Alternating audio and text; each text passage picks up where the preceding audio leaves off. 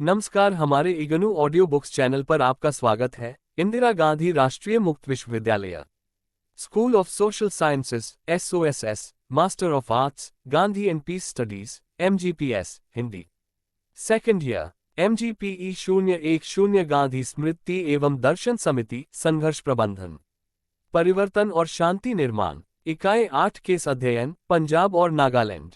8.1 प्रस्तावना। पंजाब और नागालैंड हाल के दिनों में भारतीय संदर्भ में संघर्ष प्रबंधन प्रक्रिया में महत्वपूर्ण केस अध्ययन रहे हैं। पंजाब और नागालैंड देश के दो बिल्कुल भिन्न राज्य हैं। उनकी बोली जाने वाली भाषाओं से लेकर अन्य तरह से भी अध्ययन को लेकर प्रासंगिक रहे हैं और उनका भारतीय जीवन और समाज की मुख्यधारा में मिल पाना भी बिल्कुल अलग है। भारत विभाजन से लेकर आतंकवाद के संकट की समाप्ति तक पंजाब केंद्र बिंदु में बना रहा तथा दूसरी ओर नागालैंड की अपनी अलग समस्या है। भारत के उत्तर पूर्व के सुदूर में बसा नागालैंड बिल्कुल अलग थलग प्रदेश है जिसे बहुत लोग जानते भी नहीं हैं। नागालैंड अपनी अनोखी सभ्यता और संस्कृति के लिए प्रसिद्ध है। इसके लिए भी समाज की मुख्यधारा में मिलना आसान नहीं रहा है। वहीं उनका अतीत का इतिहास भी कड़े मुकाबले पर आधारित है और इसे उनके सांस्कृतिक और पारंपरिक जीवन आधार के रूप में देखा जाता है। केंद्र सरकार ने इस सिलसिले को जारी रखने का प्रयास किया और भिन्न भिन्न समूह प्रदर्शनों के द्वारा ये दावा किया है कि वे नागालैंड के लोगों की इच्छाओं का सम्मान कर रहे हैं। प्रस्तुत इकाई में इन दोनों जटिल केसों की पड़ताल की जाएगी और इनके संकटकालीन पक्षों से व्यापक तौर पर निपटने के सुझाव भी दिए जाएंगे।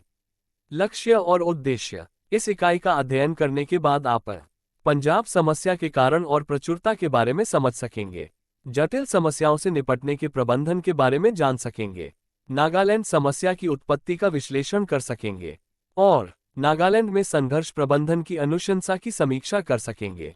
8.2 पंजाब और नागालैंड, संक्षिप्त पृष्ठभूमि। 8.2.1 पंजाब।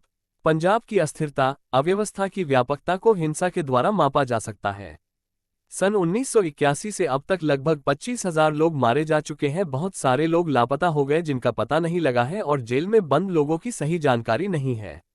20,000 से 45,000 के लगभग लोग अभी भी लापता हैं जिनका अब तक कोई अता पता नहीं है। सन 1989-1992 में हिंसा जब अपने चरम पर थी, खालिस्तान की मांग कर रहे सिख उग्रवादियों के बागी तेवर और एक अलग सिख राज्य की मांग ने सुरक्षा जवानों को भय दिखाया और सिखों के मुख्य राजनीतिक दल अकाली दल ने नरमपंथियों को बाहर का रास्ता दिखा दिया। मई 1987 से फरवरी 1992 तक पंजाब राष्ट्रपति शासन के अधीन रहा। विशेष कानून ने न केवल सामान्य राजनीतिक प्रक्रिया को ठप कर दिया और सुरक्षा बलों को अव्यवस्था और विद्रोह रोकने में बेहद मदद की। सन 1987 के बाद नाटकीय रूप से हिंसा का स्तर बढ़ा। सन 1987 में 1333 और सन 1991 में 5,265 मौत के आंकड़े दर्ज किए गए। इसके बाद सन 1992 में ये घटकर 3,888 और सन 1993 में 871 पर आ गया। उन दिनों पंजाब को स्याह क्षेत्र माना जाता था और वहां गृहयुद्ध जैसी स्थिति बन गई थी। राजीव गांधी और लोंगोवाल समझौते ने श्रीमती गांधी की हत्या के पृष्ठपट के रूप में काम किया। कांग्रेसी नेता के तौर पर राजीव गांधी का चुनाव और सन 1984 के चुनावों में पूर्ण बहुमत के साथ विजय के तौर पर इसने काम किया। इस समझौते को क्षेत्रीय नीतियों के एक नए प्रस्थान के रूप में दर्ज किया गया। सन 1984 के पहले क्षेत्रीय, आर्थिक और धार्मिक मांगों ने सिख विद्रोह को भड़काया। केंद्र सरकार पहले इन मांगों को मानने के लिए बिल्कुल तैयार नहीं थी, लेकिन इस समझौते के बाद उनकी मांगों को तवज्जो दी गई। साथ ही इस समझौते ने नरमपंथी अकाली दल लोंगोवाल ADL को लोकतांत्रिक राजनीति में वापसी का मौका दिया। राजीव गांधी के लिए ये परिवर्तनात्मक सक्रिय नेतृत्व का अवसर था और उनके राजनीतिक विस्तार के लिए उपयुक्त अवसर भी था, पर यह समझौता लागू नहीं किया जा सका। 8.2.2 नागालैंड। नागालैंड एक छोटे से भूभाग से घिरा हुआ राज्य है जिसे 1 दिसंबर 1963 को राज्य का दर्जा मिला था। यह उत्तर पूर्व में असम, उत्तर पश्चिम में अरुणाचल प्रदेश, दक्षिण में मणिपुर और पश्चिम में म्यांमार से घिरा हुआ प्रदेश है। भौगोलिक रूप से यह अल्पाइन हिमालयी पहाड़ों का व्यवस्थित हिस्सा है जो घने उष्णकटिबंधीय वनों से घिरा हुआ है और जो इस राज्य के अधिकतर हिस्सों में फैला हुआ है। वनों की अंधाधुंध कटाई से बड़े पैमाने पर पहाड़ी हिस्से और पेड़ खत्म हुए हैं। वन कटाई और खनन के कारण ये प्रदेश तीनों ओर से निरावरण हो गया है, अर्थात वृक्ष विहीन वन विहीन हो गया है। यहाँ 16 मुख्य जनजातियां और कई अन्य उपजनजातियां रहती हैं जिनकी अपनी अलग अलग क्षेत्रीय भाषाएं हैं। नागा समाज अभी भी ठेठ गंवई जीवन जीते हैं और इनकी बड़ी संख्या गांवों में रहती है। यहाँ के प्रत्येक गांव की अपनी पहचान है और यहाँ के प्रत्येक व्यक्ति की अपने गांव के प्रति अटूट निष्ठा है। उनकी अपनी सीमित आवश्यकताएं हैं और वे स्वयं में पर्याप्त हैं। ये परिश्रमी, साहसी, ईमानदार और आवभगत करने वाले गर्वीले लोग हैं। अब वहाँ की पुरानी जीवन शैली बदल रही है और अब नागा लोग शहरों की तरफ पलायन कर रहे हैं और अपने जीवनयापन के लिए भिन्न भिन्न व्यवसाय अपना रहे हैं। लेकिन आज भी उनकी निष्ठा, भक्ति, जो प्रत्येक नागा अपने वश से प्राप्त करता है, उनकी सांस्कृतिक प्रकृति का हिस्सा है और वे उससे गहरे रूप से जुड़े हैं। आज भी नागा अपने महत्वपूर्ण निर्णय और जीवन के महत्वपूर्ण अवसर पर अपने आदिवासी कुल, वंश से सहयोग और सहायता लेता है। 8.3 पंजाब समस्या के कारण एवं विभिन्न प्रकार के स्पष्टीकरण नीचे दिए जा रहे हैं। पंजाब समस्या के लिए प्रचलित तथा व्यापक कारणों एवं विभिन्न प्रकार के स्पष्टीकरण नीचे दिए जा रहे हैं। 8.3.1 सिख राष्ट्रवाद सन 1974 में लिखे अपने लेख में ब्रास आकलन करते हैं कि उत्तर भारत के तमाम नृजातीय, मानव जातीय समूहों और लोगों में सिखों ने राष्ट्रीयता या राष्ट्र की परिभाषा को सबसे अधिक पुष्ट किया है। वो आगे लिखते हैं, सहचारी सिख पहचान, अजेय, अटूट एकता और राष्ट्रीय ताकत एक समय तो राष्ट्रभक्ति की तरह लगती थी। ब्रास 1974 प्रे 277 विशेषकर सन 1947 के बाद राष्ट्र की ये मजबूरियां भाषाई क्षेत्रवाद से भरी हुई थी, जिसे नई भारतीय राष्ट्रीय नेतृत्व और उसकी सहयोगी पक्ष सेक्युलर सिख राजनीतिक अभिजात्य वर्ग ने समुदायों को सफलतापूर्वक बांटा और पंजाबी सूबे को बनाने में मदद की। सन 1980 के शुरुआती दशकों में ये साम्यावस्था संतुलन खत्म हो गया और धर्म युद्ध मोर्चा 1982-84 ने भले ही गलती से या चाहते हुए भी सिखों की राष्ट्रीयता के सवाल को दोबारा नई हवा दी और इस तरह ये पंजाब की समस्या का सबसे बड़ा कारण बना। जनरल सिंह भिंडरावाले, जो अकालियों की परंपरागत राजनीतिक संस्कृति को नहीं मानता था, उसके उदय ने शुरुआत में ही भेदभाव झेल रहे इन अल्पसंख्यकों की चेतना को राष्ट्रीय चेतना में बदलने में एक खतरनाक उत्प्रेरक की भूमिका निभाई। इससे भी अधिक इस आंदोलन में रूढ़िवादियों के समकोणी विचारधारा निहित थी, जिसने पारंपरिक अकाली नेतृत्व को घेर लिया था और सिख धर्म की पहचान के लिए आवाज बुलंद की। नई वैश्विक दृष्टि को प्रति कर रूढ़िवादियों ने धीरे धीरे भ्रष्टाचार को बढ़ावा देकर और क्षेत्रीय राजनीति व्यवस्था में भागीदार बनकर नरमपंथी अकाली नेतृत्व के आधार को क्षीण कर दिया था। यही सब पंजाब समस्या के प्रमुख कारण बन गए थे। 8.3.2 षड्यंत्र सिद्धांत। षड्यंत्र सिद्धांत इस बात का प्रयास करता है कि सन 1984 की घटनाएं जो अपने चरम पर थी, उसने बाह्य विद्रोह और आंतरिक चरमपंथ के आतंकवादी षड्यंत्र के द्वारा भारत को विभाजित करने का कार्य किया। पंजाब विद्रोह कला से संबंधित भारत सरकार द्वारा प्रकाशित श्वेतपत्र एक व्याख्यात्मक उदाहरण प्रस्तुत करता है। पंजाब में समस्या की वजह अकालियों द्वारा रखी गई मांग नहीं थी, बल्कि परिपक्व होता हुआ अलगाववाद और राष्ट्र विरोधी आंदोलन था। अकाली दल के नेतृत्व ने पहल तो की, पर विद्रोह पर नियंत्रण करना उनके हाथ से जाता रहा, अथवा यूं कहें कि वे उस पर नियंत्रण नहीं रख सके। अलगाववादियों और आतंकवादियों के नियंत्रण में आतंकवादियों की हिंसा और अधिक बढ़ती गई। हर बीतते दिन के साथ स्थिति और अधिक खराब होती गई। स्वर्ण मंदिर में बढ़ती इनकी विद्रोही गतिविधियों से ऐसा लगता था मानो वे भारतीय सुरक्षा व्यवस्था को डरा रही हो। बाहरी ताकतें जो भारत को खंडित करना चाहती थी प्रत्यक्ष होने लगी और सामने आने लगी थी और बाद में साक्ष्यों के रूप में स्पष्ट हो गई। सरकार यह जानती थी कि देश की एकता, अखंडता और सुरक्षा के विरुद्ध ये चुनौती है जो राज्य सरकार के आम कानूनी संस्थाओं द्वारा कभी समाप्त नहीं हो सकती है। इन्हीं परिस्थितियों में सेना को बुलाने का निर्णय लिया गया था। 8.3.3 हरित क्रांति के आधुनिक प्रभाव। रॉबिन जेफरे ने पंजाब में हरित क्रांति के आधुनिक प्रभावों के ऊपर गहराई से अपना ध्यान केंद्रित किया है। उनके अनुसार हरित क्रांति से एक व्यापक समाज की उत्पत्ति हुई है। समाज व्यापक रूप से उभरा, आमने सामने के गांव के समुदाय खंडित हुए, शहरीकरण, उपभोक्तावाद और व्यापक साक्षरता के लिए उम्मीदें, नृजातीय पहचान, रोजगार प्रतिस्पर्धा की दृढ़ पहचान बनी, जड़विहीनता, स्वामित्व का हस्तांतरण और स्नातक बेरोजगारों में मसीही प्रवृत्ति का बढ़ना, विशेषकर रूढ़िवादिता, और सबसे बढ़कर हरित क्रांति से संप्रेषण बढ़ा, विशेषकर राजनीतिक संप्रेषण में वृद्धि हुई। सामाजिक बदलाव ने जानी पहचानी राजनीतिक दलों को बाहर कर दिया और संस्थानों की क्षमता ने उन्हें नियमित किया। राजनीतिज्ञ अभिजातियों के द्वारा फूट डालने वाले कुचक्र के अभ्यस्त थे ये लोग, जो अब व्यापक जनसमूह के राजनीति के समुद्र में इधर उधर बहता हुआ बन गया। वास्तव में उन्होंने इन परिवर्तनों का जवाब एक ऐसे हतोत्साहित खेल के रूप में प्रस्तुत करके दिया जिनके कुछ अधिकार बाधित थे। आधुनिकीकरण पर जोर देते हुए जेफ्रे कहते हैं कि इसने सिखों को अशांत करने में बहुत बड़ी भूमिका निभाई, जो उनके संप्रभु राज्य की मांग के रूप में सामने आई, जो अंततः स्वर्ण मंदिर के संकट का कारण बनी और साथ ही श्रीमती गांधी की हत्या और सांप्रदायिक हिंसा का कारण भी बनी, जिसे नई दिल्ली ने नवंबर 1984 में बुरी तरह समाप्त कर डाला था। जेफ्रे इससे पहले के विकेंद्रीकरण, नृजातीय और धार्मिक विभिन्नता को बढ़ावा देने वाले नीति संबंधी प्रोत्साहन का प्रयोग करता है, जबकि दूसरा वाला अर्ध एकाधिकारी दल और सरकार के संबंध, कृषि उद्योग का दबदबा और विभाजनकारी सामाजिक दर्शन की बात करता है। उनके अनुसार अकाली विद्रोह, जो आनंदपुर सभा खात्मे के दौरान बहुत अधिक उपद्रवी हुआ, एक नई विकासवादी व्यवस्था को बताने के रूप में बताया जाना चाहिए। लीफ अपनी बात समाप्त करते हुए लिखते हैं, पंजाब समस्या संकट बुनियादी रूप से सिखों और हिंदुओं के बीच या सिखों या श्रीमती इंदिरा गांधी के बीच का झगड़ा नहीं था, बल्कि यह भविष्य के दो दृष्टिकोणों और भारत के राजनीतिक और सामाजिक गठन का झगड़ा था। Leaf 1985 pray 475-89। जेफ्रे और लीफ की व्यापक बाह्य आकलन थी दृष्टि के अनुसार अकाली दल के चुनावों में भाषाई पहचान ने इन्हें बहुत सहयोग दिया था।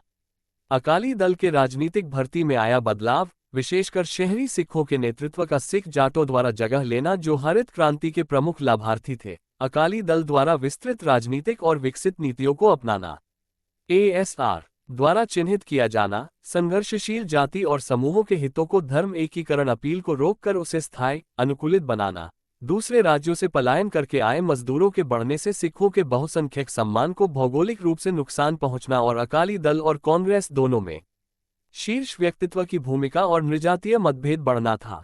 8.3.5 मार्क्सवादी दृष्टिकोण। मार्क्सवादी विचारधारा और उनकी व्याख्या मुख्य रूप से ऐसे 3 मुद्दों की व्याख्या प्रस्तुत करती है जो आपस में एक दूसरे से जुड़े हैं। राष्ट्रीय प्रश्न, पंजाब में सामाजिक वर्ग के उभरने में आर्थिक नीतियों के प्रभाव और भारतीय राज्यों की भूमिका पर चर्चा करता है। ज्यादातर मार्क्सवादी ऐसा मानते हैं कि पंजाब समस्या राष्ट्रीय प्रश्न क्रम में सबसे आगे है। ये पूंजीवाद के विकास के अभिन्न हिस्से के रूप में भारत में राष्ट्रीयता के उत्पन्न होने की प्रक्रिया है। 8.4 कुछ महत्वपूर्ण प्रयास। 8.4.1 प्रसामान्यता के प्रयास। मई 1987 में अकाली दल को इस आधार पर भंग कर दिया गया था कि वे प्रसामान्यता की प्रक्रिया की वापसी नहीं कर पाए थे और इस कारण पंजाब में ये तर्क देते हुए राष्ट्रपति शासन लागू कर दिया गया कि वहां पर अस्थिरता और अराजकता है। केंद्र की नीतियों के आतंकवाद विरोधी क्रियाकलाप राज्य का एक महत्वपूर्ण औजार बन गए।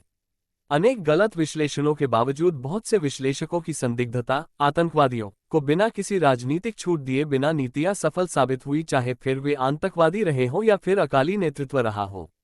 इस सफलता के कौन से कारक थे? इसके लिए 3 अलग अलग व्याख्याएं की गई हैं।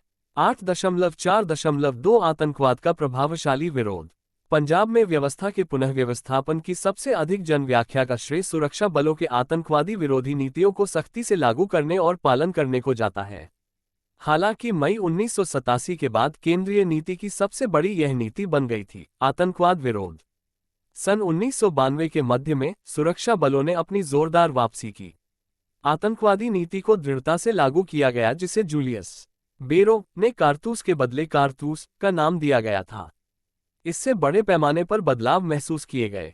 पंजाब में सुरक्षा टुकड़ी, विशेषकर पंजाब पुलिस को विशेष पहचान मिली।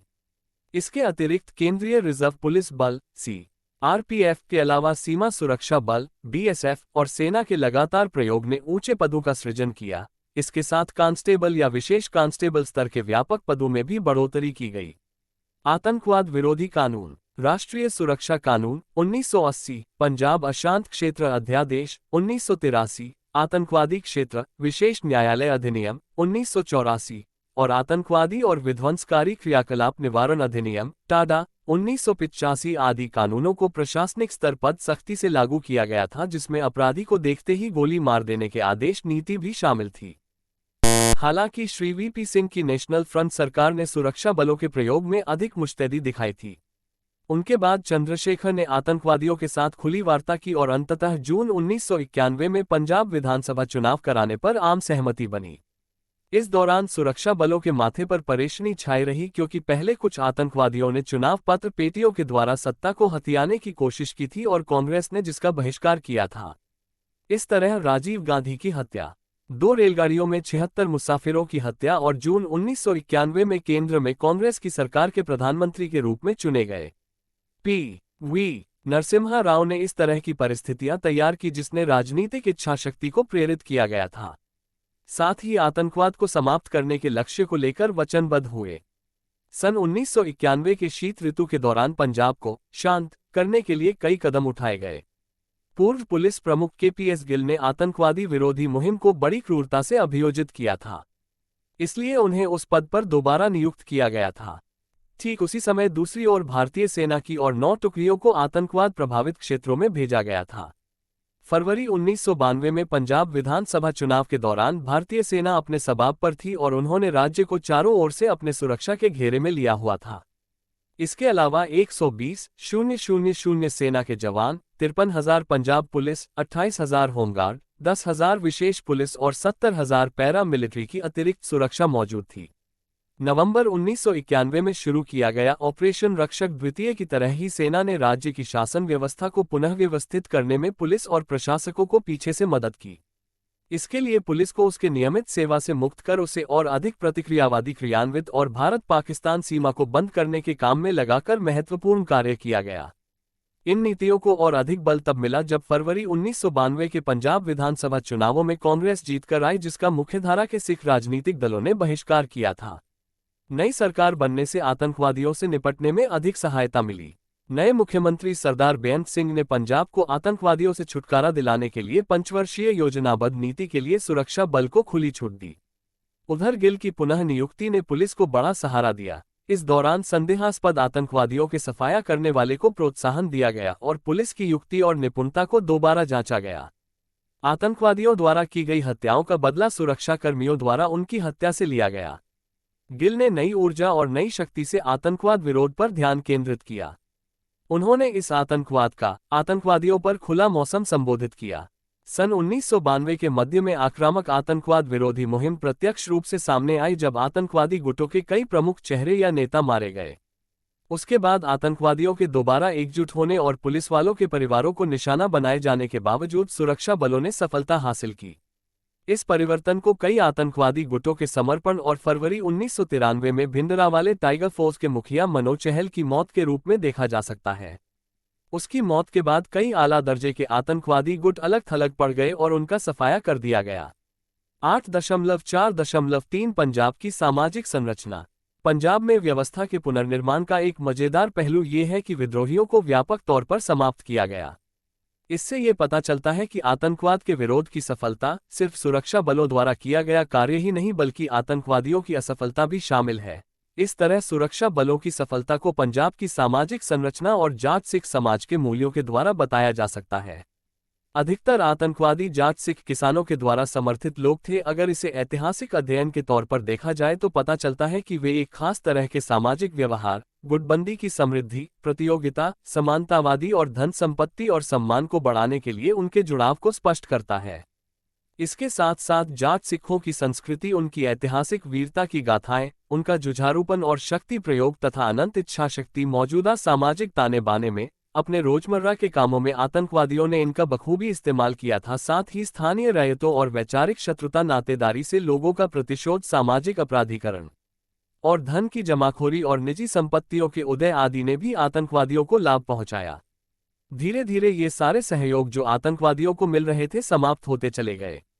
8.4.4 अव्यवस्था को प्रबंधित करना। यद्यपि सुरक्षा बलों ने जिस आसानी से आतंकवादियों को समाप्त किया था उसका श्रेय शायद पंजाब के सामाजिक संरचना को भी जाता है।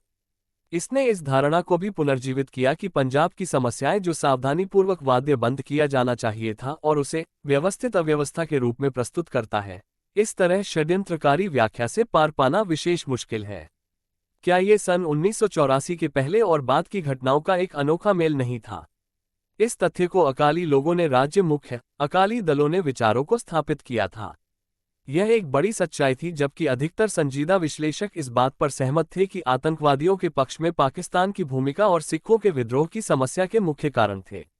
भारतीय राज्यों की अपने क्षेत्रों में शासन लागू करने की क्षमता पर कभी किसी को कोई शक नहीं रहा है।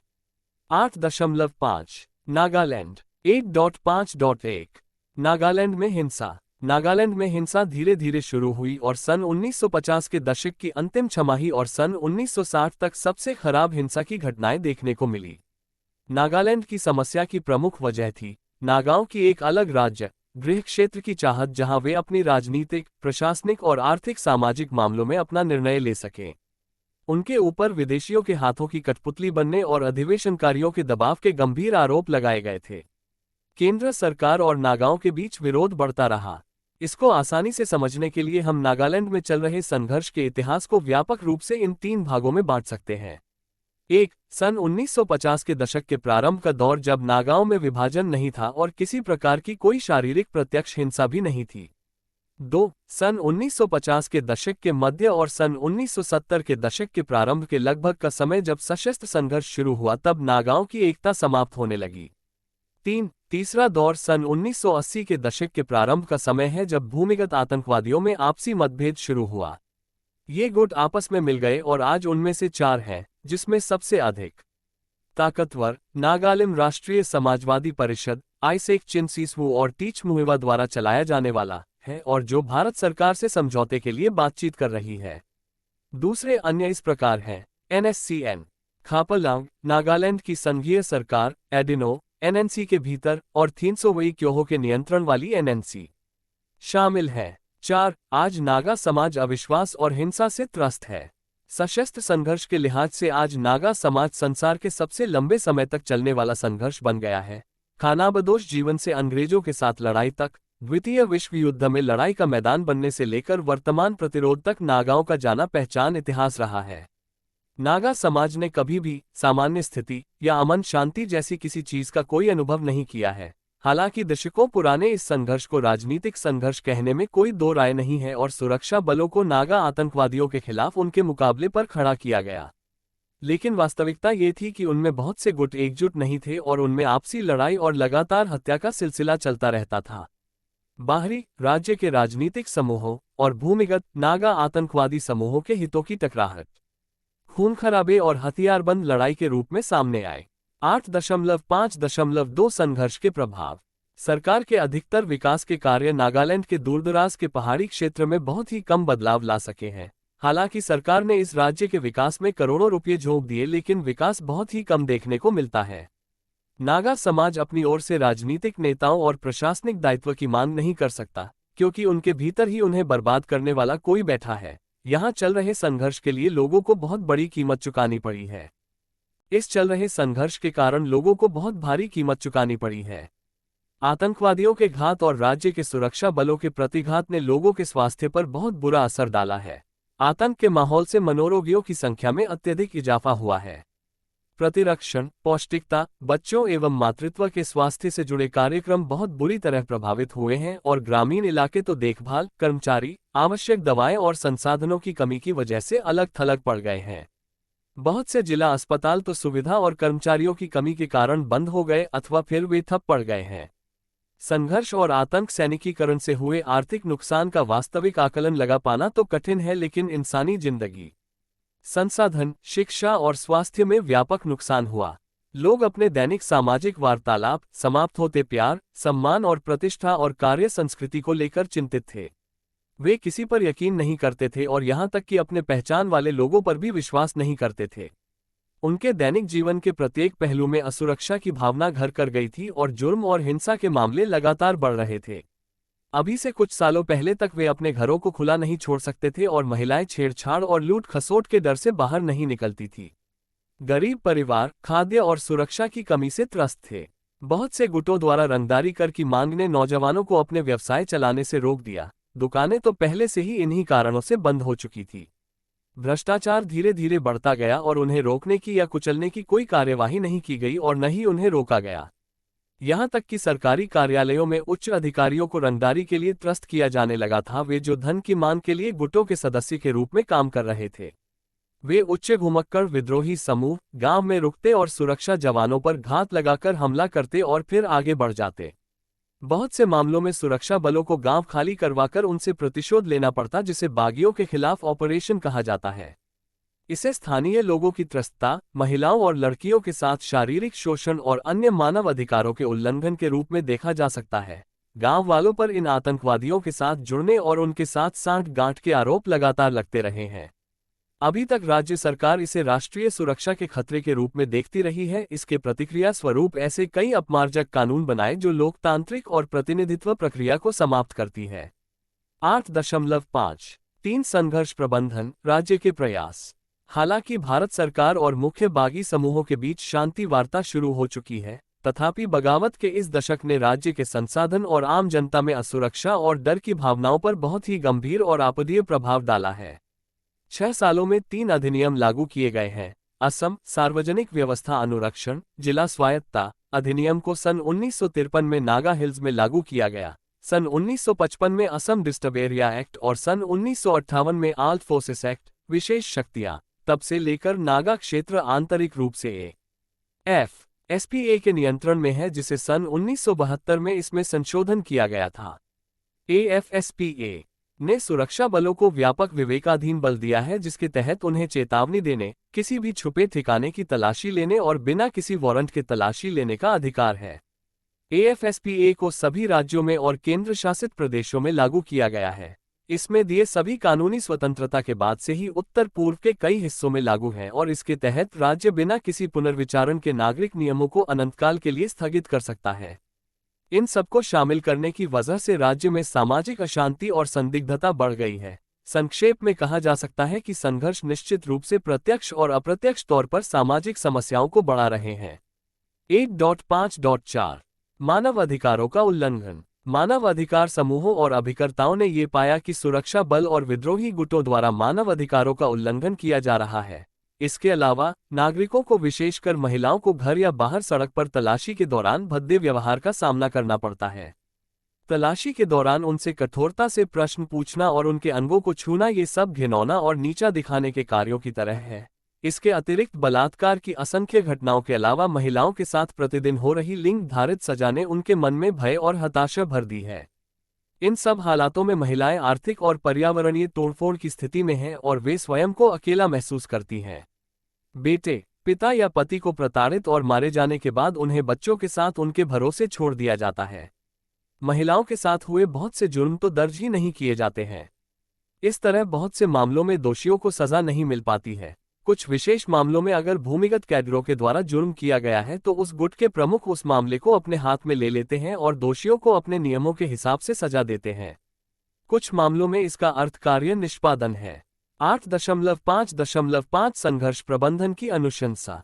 राज्य में शांति और प्रसामान्यता लाने के लिए निम्नलिखित कुछ प्रमुख बिंदुओं पर ध्यान देना आवश्यक है। 1. शांति वार्ता के लिए उचित माहौल तैयार करना। शांति प्रक्रिया को मजबूत बनाना। निर्णय लेने की प्रक्रिया में लोगों के लिए लोकतांत्रिक स्थान बनाना। 2. शिक्षा व्यवस्था में सामुदायिकरण प्रक्रिया को मजबूती से आगे बढ़ाना आवश्यक, जिससे स्थानीय शिक्षकों, शासकीय समूह और गांव वालों को सामूहिक रूप से शामिल किया जाना, उनकी भागीदारी निश्चित होनी चाहिए। 3. सरकार को विशेष रूप से गांवों में रहने वाली महिलाओं की विशेष तरीकों से सहायता करनी चाहिए। ग्रामीण क्षेत्रों में विशेषकर कृषि उत्पादों के लिए व्यावसायिक बाजार खोले जाने चाहिए। आंतरिक समझौते किए जाने आवश्यक है। 5. विशेषकर संघर्ष विराम को ध्यान में रखते हुए सुरक्षा बलों की विशेष शक्ति कानून पर पुनर्विचार किया जाना आवश्यक है। 6. मानसिक स्वास्थ्य के मुद्दों को गंभीरता से संज्ञान में लिया जाना चाहिए। लोगों की आवश्यकताओं का पता लगाते हुए पीड़ितों के लिए पुनर्वास केंद्रों और परामर्श केंद्रों की स्थापना की जानी चाहिए। परामर्श केंद्र चर्च से संबद्ध होने चाहिए और इन केंद्रों को लोगों की संस्कृति का ज्ञान होना चाहिए। नागा अपने दुख और पीड़ा की भावनात्मक भावना को कभी कभी ही व्यक्त करते हैं और वे पारंपरिक परामर्श केंद्रों जैसे चर्च, महिला, आदिवासी संगठनों के समक्ष रख सकते हैं, जबकि अन्य के सामने वे आसानी से अपनी भावना को व्यक्त नहीं कर पाते। इसलिए चर्च के स्तर पर की गई पहल कारगर हो सकती है, क्योंकि ये संगठन नागा जीवन के अभिन्न अंग हैं। 7. संगठनों, सरकार, नागा राष्ट्रीय अभिकर्ता, मीडिया, पुलिस और सुरक्षा बलों जैसे केंद्रीय सुरक्षा पुलिस बल CRPF, सीमा सुरक्षा बल BSF आदि को मानव अधिकारों से जुड़े मुद्दों के प्रति जागरूक किया जाना आवश्यक है। 8. पुलिस विभाग में अधिक से अधिक महिलाओं की भर्ती और महिला प्रकोष्ठ का बनाया जाना आवश्यक है। 9. महिलाओं से जुड़े पारंपरिक और घिसे पिटे कानून जो भेदभावपूर्ण है, उन्हें पहचाना जाना आवश्यक है। इसके लिए जनजाति के भीतर जनजातियों की पहचान आवश्यक है। अलग थलग पड़े समुदायों को मुख्यधारा में शामिल किए जाने और उनकी पहचान किए जाने की आवश्यकता है और इन पर परीक्षण किए जाने की आवश्यकता है। 10. संघर्ष प्रभावित अनाथों और विधवाओं के लिए सांत्वना राशि और पुनर्वास योजना बनाई जानी चाहिए। इसे केसों की अलग अलग प्रकृति के आधार पर समाधान किया जाना चाहिए। आदिवासी संगठनों हो चर्च या अन्य दूसरे स्वैच्छिक संस्थाएं जो इस तरह के मामलों में शामिल हैं, वे अपने क्षेत्रों में लोगों को अनुशासित कर सकते हैं। 11. उचित मामलों में सरकारी योजनाएं अवश्य पहुंचनी चाहिए। कार्यक्रमों को लागू करने के लिए आसान कदम उठाए जा सकते हैं। इन कार्यक्रमों को बताने के लिए अधिक से अधिक प्रभावशाली तकनीक इस्तेमाल में की जानी चाहिए ताकि ग्रामीण लोग भी इन अवसरों का लाभ उठा सकें। ये भी पता लगाया जाना आवश्यक है कि संबंधित प्रशासक प्राधिकरण ठीक तरह से अपने दायित्वों का निर्वहन कर रहे हैं या नहीं ताकि भ्रष्टाचार पर लगाम लगाई जा सके। 12. विशेषकर महिलाओं से संबंधित अपराध जुर्म को देखते हुए उसके आधार पर न्याय दिया जाना आवश्यक है। न्यायालय की देर और लंबी चलने वाली प्रक्रिया को समाप्त किया जाना चाहिए। 13. सुगठित शांति निर्माण की कार्य नीति को प्रभावशाली ढंग से लागू करने के लिए समन्वय एक केंद्रीय तत्व हो सकता है। व्यापक शांति निर्माण की कार्यनीति में शामिल अलग अलग समूहों को एक मंच पर आकर अपने दृष्टिकोणों को एक साथ बांटा जाना चाहिए। यह अधिक प्रभावशाली होगा। 8.6 सारांश। पंजाब में आतंकवादियों को दबाने में जो भी कारक महत्वपूर्ण रहे थे, राज्य के राजनीतिक व्यवस्था में क्षेत्रीय संघर्ष को प्रबंधित करने में कई उलझनें पैदा हुई। पहला, प्रभावशाली आतंकवादी विरोधी नीतियों को प्रभावित रूप से लाया जाना चाहिए। दूसरा, अगर सामाजिक ढांचे और प्रबंधित अव्यवस्था परिप्रेक्ष्य में कुछ वैध है तब प्रभावशाली आतंकवाद विरोध की मानसिकता के आरक्षण की बजाय आतंकवाद के विरोध में लगातार प्रयोग किया जाना चाहिए। एक निष्कर्ष स्पष्ट है, वैधानिक सरकार की समस्या को दूर कर ले तो सरकार के पास इतनी ताकत है कि वह पंजाब की सामाजिक परिस्थितियों से जुड़े आदेश को थोप या कायम कर सकती है जहां आतंकवादियों की धमकियां बढ़ रही हैं। इसी तरह नागालैंड में विभाजन की मांग जारी है। इस प्रकार संघर्ष प्रबंधन को प्रभावकारी ढंग से लागू करने के लिए विकास के उचित पहलुओं जैसे संसाधन, बच्चों और महिलाओं से संबंधित कल्याणकारी कार्य, शिक्षा और स्वास्थ्य जैसे मुद्दों पर ध्यान दिए जाने की आवश्यकता है जिससे प्रभावशाली आत्मविश्वास निर्माण के उपायों की प्रक्रिया तेज होगी। सभी तरह के संघर्ष सामाजिक और सांस्कृतिक रूप में विनाशक होते हैं क्योंकि वे पूरे समाज के स्तर पर टकराहट और कड़वाहट पैदा करने वाले होते हैं। ऐसा प्रत्येक व्यक्ति जो हिंसा के दौरान रहा हो और जिसने सशस्त्र संघर्ष का नजदीक से अनुभव किया हो उस पर संघर्ष के माहौल का प्रभाव अभी भी दिखाई देता है, अर्थात अमिट रहता है। नुकसान की गहराई को अक्सर परिमाणात्मक रूप से मापना आसान नहीं होता, पर मानसिक, सामाजिक और शारीरिक घाव को मिटाना असंभव होता। सुस्त और निम्न विकास के रूप में प्रतिमान आर्थिक घाव को देखा जा सकता है। व्यक्ति और समाज के लिए चीजें हमेशा एक जैसी नहीं होती, इसलिए एक नए वैश्विक दृष्टि की आवश्यकता बनी रहती है। धन्यवाद। मिलते हैं अगले वीडियो में अगले पाठ के साथ।